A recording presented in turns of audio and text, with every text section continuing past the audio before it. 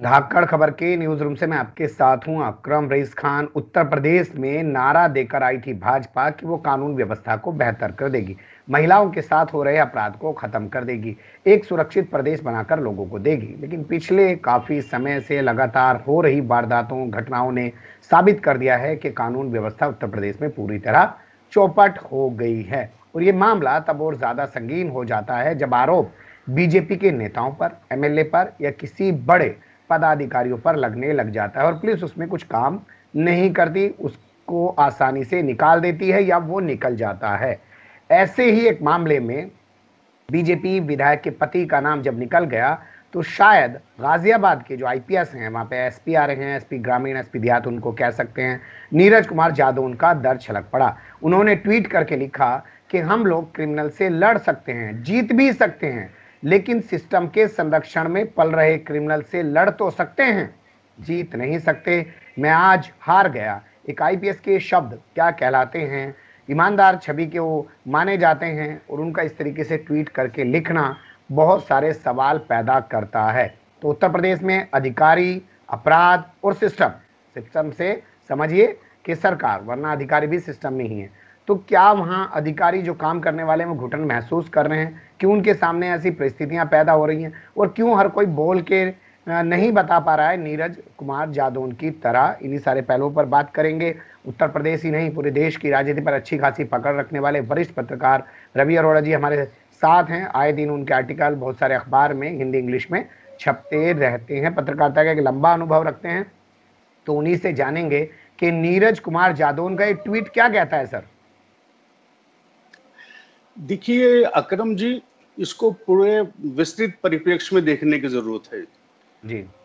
उत्तर प्रदेश में अपराधियों, पुलिस और नेताओं का एक गठजोड़ है। इस गठजोड़ के बीच में रहकर जो काम कर रहा है उसके लिए आसानियां ही आसानियां हैं, और जो इस गठजोड़ से अलग हटकर कुछ करने की सोचता है तो उसके लिए तकलीफों का अंबार है। नीरज कुमार जादव के बारे में एक आम लोगों में एक अच्छी राय है, और यह उनके इस ट्वीट से भी दिखाई देता है। और उन्होंने जिस तरह से बताया कि वो 100 दिन से लगे हुए थे अपराधी को पकड़ने के लिए, जो आरोपी है उसको किस तरह से कोर्ट में सरेंडर करा दिया गया। आप इस पूरे मामले में देखें कि 8 लोगों के खिलाफ मुकदमा दर्ज होता है।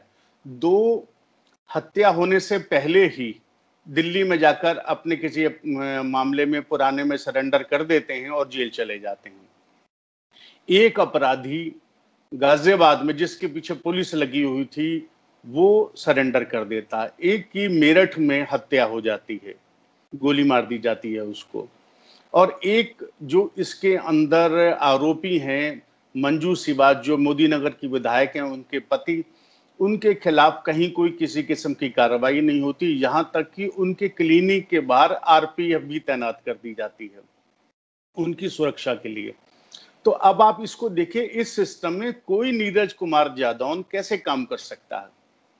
उन्होंने बिल्कुल सही लिखा है, और यह वाकई बड़ा दुखदाई स्थिति है कि जो अधिकारी काम करना चाह रहे हैं उन्हें करने नहीं दिया जा रहा। उत्तर प्रदेश में आप देखेंगे तो इतने ऐसे अधिकारी बहुत कम रह गए हैं जो वाकई सच्चाई से का दामन पकड़कर काम करना चाहते हैं, लेकिन उन्हें काम नहीं करने दिया जा रहा। विकास दुबे केस में आपने देखा किस तरह से पुलिस अधिकारी तक जाके विकास दुबे के पांव छूते थे। तो ऐसे में जो बचे खुचे लोग हैं जो ईमानदारी से काम करने जा रहे हैं, करना चाहते हैं, कम से कम उनका संरक्षण तो सरकार को करना ही चाहिए। कम से कम उन लोगों को तो सहयोग करना ही चाहिए, ऐसा मुझे लगता है। 2 चीजें निकलती हैं आपकी बातचीत से। एक चीज जो है वो ये निकलती है कि आपने बताया कि अपराधी जो पूरा षड्यंत्र रचते हैं, हत्याकांड को अंजाम दिलवा देते हैं और वो अपनी पुराने किसी मामले में सरेंडर हो जाते हैं दिल्ली में, यानी कि वो बच गए, सिस्टम का लूप होल है। इसके अलावा जिस अपराधी के पीछे पुलिस लगी हुई है वो जाके गाजियाबाद में सरेंडर कर देता है। विधायक के पति पे जो आरोप लगता है वो बरी हो जाते हैं, बल्कि उनको सिक्योरिटी दे दी जाती है। तो इनका दर्द जो छलका वो उन बदमाशों के सरेंडर हो जाने पे छलका, या बीजेपी विधायक के पति को सिक्योरिटी मिलने पे और उनको इसमें क्लीन चिट मिल जाने पे छलका? देखिए, ये तो मैं नहीं कह सकता कि उन्होंने, क्योंकि बड़े अस्पष्ट तरीके से अपनी बात कही है। जाहिर है आईपीएस अधिकारी हैं, उनका भी एक दायरा है उनकी भी कुछ सीमाएं हैं, उसी सीमाओं के तहत उन्होंने कहा। लेकिन ये जिस तरह से उन्होंने कहा कि वो सब लगे हुए थे, 100 आदमियों की उनकी टीम लगी हुई थी, बावजूद उसके वो कुछ नहीं कर सके, तो जाहिर है मुझे लगता है कि ये सरेंडर से रिलेटेड है। लेकिन उसको सरेंडर किन लोगों ने कराया ये उनके संज्ञान में अवश्य होगा, और इसी वजह से अगर वो अपराधी ने अपने आप ये सरेंडर कराया होता तो शायद इतना बड़ा दर्द उनका बाहर नहीं आता। जाहिर है उनको ये लगता होगा कि इसके पीछे काफी बड़ी शक्तियां हैं, और ये उत्तर प्रदेश में ऐसी शक्तियों की कोई कमी नहीं है।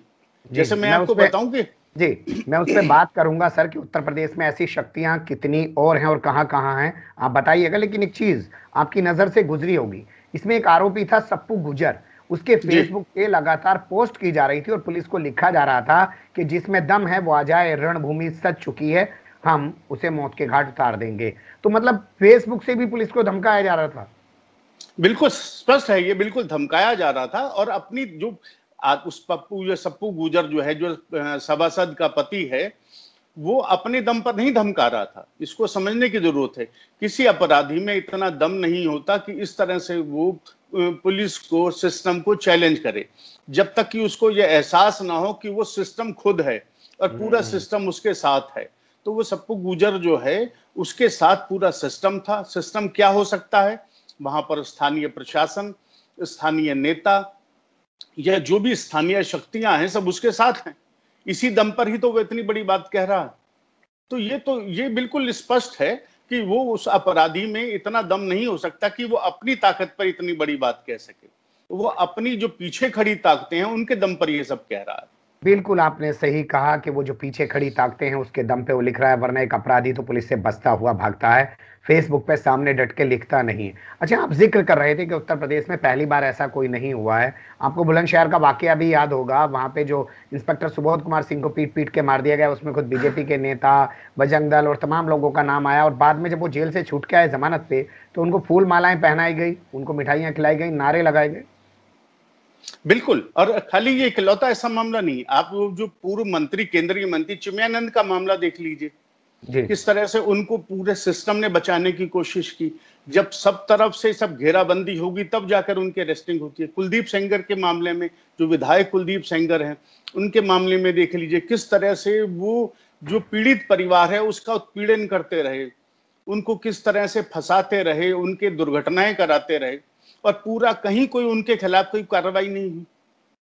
आप ये देखें, उत्तर प्रदेश में आप 37% भाजपा के जो विधायक हैं उनका क्रिमिनल रिकॉर्ड है जी। यहां तक कि उप मुख्यमंत्री केशव प्रसाद मौर्य, उनके खिलाफ भी संगीन मामले हैं। ऐसे में आप कैसे उम्मीद कर सकते हैं कि कोई पुलिस अधिकारी ईमानदारी से काम कर पाएगा? 61 में से 37 जो हमारे 37 सांसद हैं उत्तर प्रदेश में भाजपा के, उनके खिलाफ क्रिमिनल रिकॉर्ड है। देश भर में 40 एमपी और एमएलए ऐसे हैं जिन पर बलात्कार के मामले चल रहे हैं, उनके खिलाफ कोई कार्रवाई नहीं हो रही। तो ऐसे में किसी भी जादौन के लिए काम करना बहुत मुश्किल है। देखिए, इसमें मैं एक बात और कहूंगा, पुलिस के दो चेहरे हैं, खासतौर पर उत्तर प्रदेश की हम बात करें। एक पुलिस वो है जो अधिकारियों की, बड़े वरिष्ठ अधिकारियों की, नेताओं की और बदमाशों की चापलूसी करती है, उनकी जी हजूरी करती है, उनके ताल में ताल मिलाकर चलती है। पुलिस का एक चेहरा वो भी है कि जो ईमानदारी से काम करना चाहता। इन दोनों में फर्क करने की जरूरत है। एक तरफ तो आप ये देखते हैं कि अपराधियों के साथ पुलिस की मिली भगत, दूसरी तरफ आप ये भी देखेंगे कि पूरे देश में सबसे ज्यादा एनकाउंटर के अंदर पुलिस के ही आदमी मारे गए उत्तर प्रदेश में। पूरी भारत के अंदर सबसे ज्यादा अपराध भी हमारे यहाँ उत्तर प्रदेश में होते हैं, और हमारे यहाँ अपराधियों के हाथे पुलिसकर्मी भी सर्वाधिक मारे जाते हैं। और दूसरी तरफ आप पुलिस का ये चेहरा देखते हैं कि वो बदमाशों को पकड़ती ही नहीं है, पकड़ती है तो पैसा लेकर छोड़ देती है, और इस तरह से ये नेक्सस पूरा तैयार होता। तो ये दो चेहरे जो जी। क्या आपको लगता है कि पुलिस वाकई में ईमानदारी से काम करती है? आप मथुरा का कांड देखिए, वहां पे एसपी को गोली मार दी जाती है, थानेदार की हत्या कर दी जाती है। फिर मैं बुलंदशहर का जिक्र करूंगा, आज तक इंस्पेक्टर सुबोध कुमार सिंह की हत्या में यूज किया गया वेपन बरामद नहीं हुआ। सीओ यानी कि डीएसपी जिया उलक वाले मामले में आज तक किसी को सजा नहीं हुई। तो पुलिस शायद अपनी पुलिस के लिए भी नहीं खड़ी होती है, इसलिए पुलिस की इमेज बदमाशों की नजरों में ज्यादा खराब हो गई और वो खुलेआम चैलेंज दे रहे हैं उसको। देखिए, मैंने फिर कहा ना कि जैसे कि पुलिस को आप एक शब्द के रूप में देखेंगे तो शायद किसी सही स्थिति तक नहीं पहुंच पाएंगे। आप इंडिविजुअली देखना पड़ेगा कौन पुलिस अधिकारी बेईमान है, कौन ईमानदार है। नीरज कुमार जादौन जैसे लोग भी हैं उत्तर प्रदेश में, एक से एक कर्मठ पुलिस अधिकारी भी हैं। लेकिन एक बात यह भी सत्य है कि कर्मठ पुलिस अधिकारी जो हैं, जो ईमानदारी से काम करना चाहते हैं, वो फ्रस्ट्रेट हो जाते हैं। ये जो जादौन का जो ट्वीट है वो उनके फ्रस्ट्रेशन दिखाता है। और ऐसे एक नहीं, सैकड़ों उदाहरण है। एक डीजीपी हुआ स्तर के अधिकारी थे जो फायर में थे, उनको पागल करार दे दिया गया क्योंकि वो ईमानदारी की बात करते थे। तो जो ईमानदारी से काम करना चाहता है, धारा के विपरीत चलना चाहता है, उसके लिए काम करना वाकई बहुत मुश्किल है। तो ये जो मेरे बुलंदशहर की जो आपने जी आप बताएं। सर एक सेकंड, क्या कभी आपको लगता है कि हमारी पुलिस सही तरीके से आजाद होकर उत्तर प्रदेश की कभी काम कर पाएगी? वरना पिछले 20-30 सालों से जो है कांग्रेस के बाद एक नया दौर उत्तर प्रदेश में देखने को मिला है, यहाँ पे पुलिस का ज्यादा इस्तेमाल नहीं हो रहा है सर? देखिए, पुलिस एक सिस्टम का टूल है और सिस्टम जिसके हाथ में है वो उस टूल का खुलकर इस्तेमाल करता है। खाली पुलिस ही क्यों, जितनी भी हमारे यहाँ इस तरह की जो एजेंसीज हैं, आप केंद्र में देख लें, सीबीआई किस तरह से उसको पपेट तोता कहा गया, सुप्रीम कोर्ट भी कह रहा है। तो ये तो इस तरह से इस्तेमाल करते हैं। लेकिन उत्तर प्रदेश में एक भाजपा की सरकार से उम्मीद की जाती थी कि शायद वो बेहतर तरीके से काम करेगी, सपा बसपा वाली गलतियां नहीं दोहराएगी। लेकिन यहाँ ऐसा नहीं हुआ।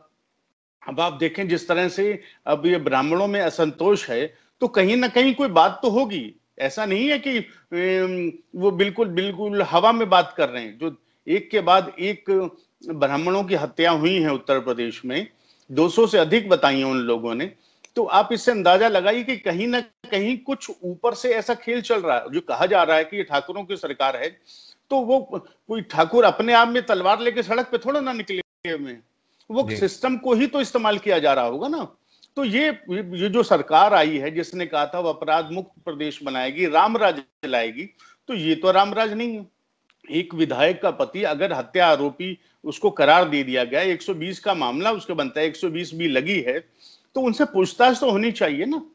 उनको आप सुरक्षा मुहैया करा रहे हैं, तो ऐसे में क्या संदेश जाएगा? सप्पू गुजर जो लिख रहे हैं, ट्वीट कर रहे हैं, वो तो पोस्टर भी लगा सकते थे। अगर यही स्थिति होगी वो तो पोस्टर भी लगा देंगे, जिसको दम है वो सामने आ जाए। अच्छा एक बात बताइए सर, बहुत थोड़ा मैं समझना चाहता हूँ उस चीज को। गृह मंत्रालय खुद सीएम आदित्यनाथ योगी के पास है, वो किसी और को तो रिस्पॉन्सिबल ठहरा ही नहीं सकते। क्या वो कंट्रोल नहीं कर पा रहे हैं या नीचे का जो सिस्टम है वो उनकी सुन नहीं रहा है? मुझे लगता है कि शायद इतनी समझ ही नहीं है सिस्टम को किस तरह से चलाया जाए, क्योंकि वो एक सांसद रहे हैं और एक धर्मगुरु रहे हैं। धर्मगुरु वो पहले रहे हैं, तो धर्मगुरु का जो सोच समझ का दायरा होता है वो उसी दायरे के अनुरूप चीजों को देखते हैं। अपराध को कंट्रोल करना, लॉ एंड ऑर्डर को मेंटेन करना, ये एक गहरी समझ का काम है। मुझे लगता है शायद वो समझ का इस सरकार के पास अभाव है, उस वजह से शायद ये चीजें कंट्रोल में नहीं आ पा रही। बहुत शुक्रिया सर, समझ का अभाव है इसलिए चीजें कंट्रोल नहीं कर पा रहे हैं, सिर्फ जुमलेबाजी गढ़ने में लगे हुए हैं। बने रहेगा धाकड़ खबर के साथ, फिर ऐसे ही किसी सुलगते हुए या उलझते मुद्दों के साथ हम आपके सामने होंगे हाजिर। फिलहाल अब ये मैं दें इजाजत।